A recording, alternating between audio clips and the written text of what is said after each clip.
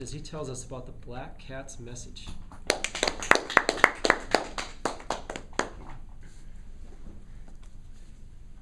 I got home one evening, found my wife Ethel in the kitchen, puttering around, and at her feet was a big yellow cat.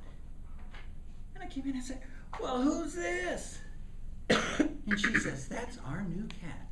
As she gave me a kiss and a hug to welcome me home, she said she was at the back door and she wanted in. I asked the neighbors about her and no one knew anything about her, so I guess she's ours.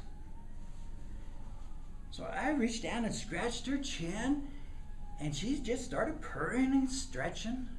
And I said, "Well, I guess we could stretch our budget to feed three." You see, I had just retired from the mercantile. My son took that over.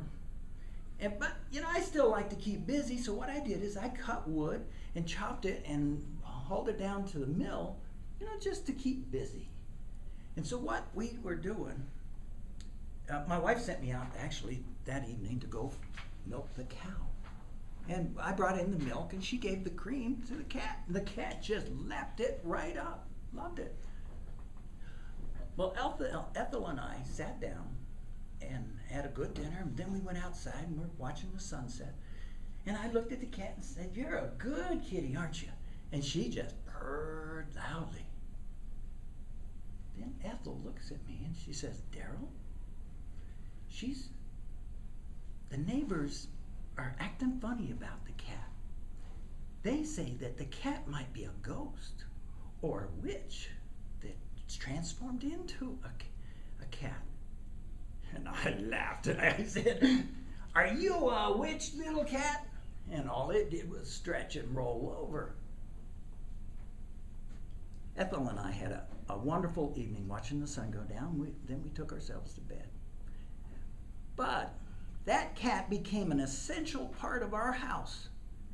I mean, it purred us awake each morning. It begged for cream in the morning when I brought in the morning's milk. It followed Ethel around and supervised her work all day long. Then in the evening, she would sit by us while we sat by the fire, and we would read to each other, but she would sit right there. Now, as the year went on, fall came, and especially into October, the evenings were coming quicker and quicker. It just got dark sooner. And I was still cutting the wood and hauling it down to the mill.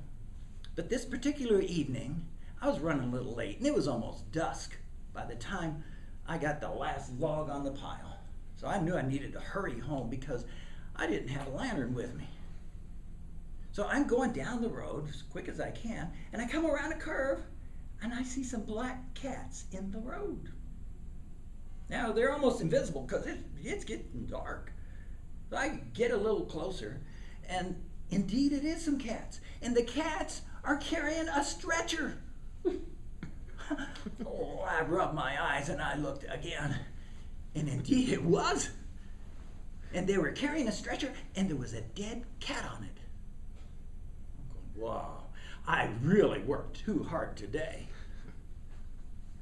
And then all of a sudden, a cat cries out at me. It says, "Sir, tell Aunt Can that Polly Grundy is dead." Oh, now my jaw drops, because cats don't talk. And I'm just shaking. So I walk right past this crowd of cats, looking the other way, like they aren't there. Then all of a sudden, a cat confronts me right here, a black cat looking up at me. And it's got these green eyes that almost glow in the fading light. And it says the same thing. "Sir, tell Aunt Can that Polly Grundy is dead." And then it stalks past me and joins the other cats around the stretcher. Now I'm freaking out now because cats don't talk. I'm seeing things. I just overdid myself today. It's like a waking nightmare, or a daymare, if you will. So I start heading home as quick as I can. And then all of a sudden, all of the cats screech all at the same time. And they say, "Old man, Tell Aunt Can that Polly Grundy is dead. That's it. I haul off for home. I sprint all the way home until I get to the safety of my front porch. Of course, I'm out of breath, and I can't go in the house like this because Ethel will know right away that something's up. So I get myself composed before I go in. Then I go in and I act normal as best I can. But I should have known better. It wasn't going to work. Ethel and I have been married for 30 years. She knows me inside out.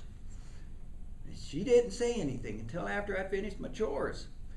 Then when I got done, she placed me over by the fire and brought me my supper. Then I started to eat a few bits and starting to relax. And then she says, Donald, what's the matter? You want to tell me about it? And I said, I don't want to worry you. And when I said that, the cat who was laying over by the fire heard my voice and came over by me, and I gave her a morsel of food, and she gladly accepted it. And I said, Ethel, I think my brain is going bad. I swear I saw some cats carrying a stretcher with a dead cat on it. And then I thought I heard them say to me, I thought I heard them say, to tell Aunt Can that Polly Grundy is dead. Now, just when I said that, the cat jumped up into the window, and she said, Polly Grundy is dead? Then I'm the queen of the witches. And she switched her tail, and the window flew open, and she jumped out into the darkness, and we never saw her again.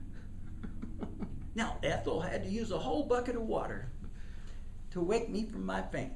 And I woke up sputtering and cursing, and she says, the good news is you're not losing your brain. The bad news is our cat just left us to become the queen of the witches, and we're going to have to get another cat.